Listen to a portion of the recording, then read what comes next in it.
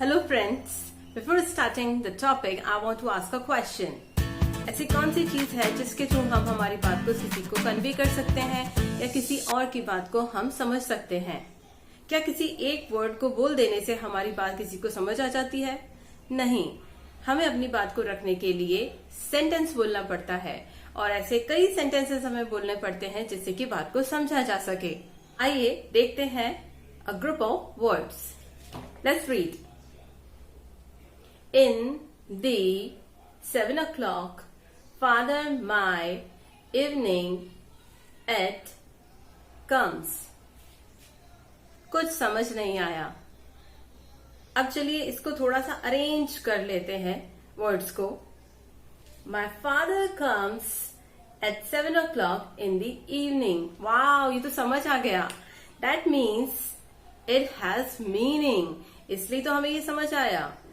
और जब group of words का कुछ मीनिंग निकलता है, कुछ सेंस निकलता है, तो ही तो वो सेंटेंस होता है। So first one was not a sentence. So हम ये कह सकते हैं कि A sentence is a group of words that makes complete sense. For example, Rohan is carrying a heavy bag. यहाँ पर रोहन सब्जेक्ट है and rest of the part of the sentence is predicate. Predicate एक phrase भी हो सकता है और phrase होता है group of words, but it should be meaningful. इसी तरह से नीचे दो कॉलम दिए हुए हैं। फर्स्ट कॉलम में फ्रेजेस है एंड सेकंड कॉलम में फ्रेजेस नहीं है। Let's read. Under the table, to watch movies, the sports car, they all are phrases because they have meaning. Next is table is movies of, sports there. इन सभी का कोई meaning नहीं है, इसलिए ये फ्रेजेस नहीं हैं। एक सेंटेंस कैपिटल लेटर से स्टार्ट होता है और एंड होता है फुल स्टॉप या फिर क्वेश्चन मार्क या फिर एक्सक्लेमेशन मार्क पर। सेंटेंस में हमेशा एक वर्ब होती है। जब हम किसी से बात करते हैं तो क्या सिर्फ हम एक ही टाइप का सेंटेंस बोलते हैं?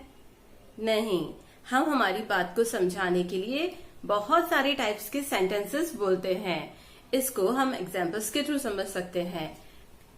जैसे आप अपनी मम्मा से पूछते हैं, मम्मा what have you prepared for lunch?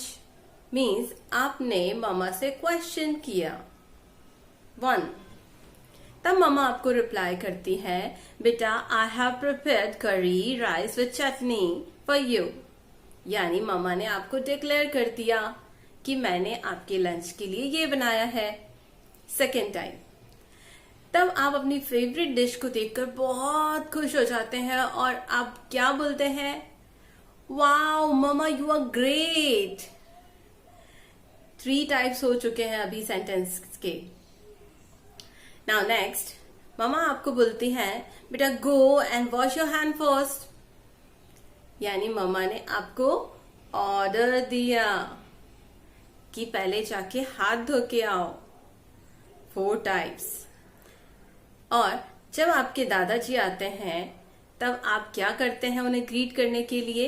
You touch the feet of your grandpa. तब ग्रैंडपा क्या बोलते हैं आपको?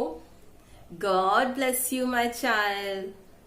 Means 5th type of sentence. तो हम कह सकते हैं कि there are 5 types of sentence.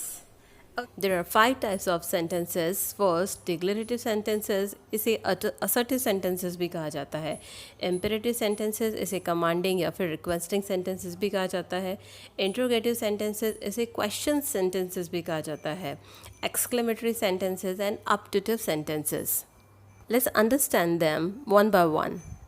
First is declarative sentence. इसे असर्टिव सेंटेंस भी कहते हैं क्योंकि ये कुछ डिक्लेयर कर देते हैं, असर्ट कर देते हैं, किसी चीज़ के बारे में इंफॉर्मेशन देते हैं या फिर स्टेटमेंट देते हैं। एंड दे कैन बी इधर पॉजिटिव और negative. Let's read the examples. The beach is beautiful and negative is the beach is not beautiful. She was in the room, she was not in the room. Declarative sentences full stop पर ही and होते हैं। Next is imperative sentences. Imperative sentences express command, advice, request and prohibition. ये sentences हमेशा main verb से ही start होते हैं. Main verb means action words. Some action words are given here. For example, go, wash, paint, look, sing, close, speak, finish, sit, etcetera. इन sentences के examples कुछ हैं. Give me a glass of water. This is a command. किसी को order दिया जा रहा है कि मुझे एक ग्लास पानी दे दो. Buy a new book. This is a advice. उसको एडवाइस दी गई है कि नई बुक खरीद लो. Please close the door. This is a request, क्योंकि यहाँ पे प्लीज़ ऐड किया हुआ है.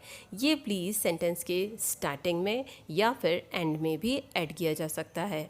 Next is don't go there. This is the example of prohibition. Prohibition means मना करना, और ये सेंटेंसेस डोंट से ही स्टार्ट होते हैं. Now let's change the command into request. Commanding sentences को रिक्वेस्टिंग सेंटेंसेस में चेंज करने के लिए कमांडिंग सेंटेंस में सिर्फ प्लीज़ ऐड किया जाता है. प्लीज़ को सेंटेंस के स्टार्टिंग में या फिर एंड में ऐड किया जा सकता है, बट दोनों सेंटेंसेस को बोलने का तरीका कुछ चेंज होता है. Let's read. Show me your identity card. This is a command. Now change it into request. Show me your identity card, please. इसको इस तरह से भी बोला जा सकता है. Please show me your identity card. Now next. Make tea for me. It's a command. Now make tea for me, please. It's a request. Now third is interrogative sentences. इन्हें question sentences भी कहते हैं. ये question sentences 2 types के होते हैं. Yes और no questions and WH questions. Yes और नो क्वेश्चन वो होते हैं जिनका आंसर येस और नो में होता है. For example, do you like coffee. इसका आंसर हम येस और नो में दे सकते हैं, या आई लाइक कॉफ़ी और I don't like coffee. Next sentence is are they gone. इसका आंसर भी येस और नो में हो सकता है, या they are gone, no they are not gone. WH questions वो होते हैं जो WH word से start होते हैं. For example, what, why, when, where, who, how, etc. For example, where are you going? Second, when do you get up? Third, who has brought you here?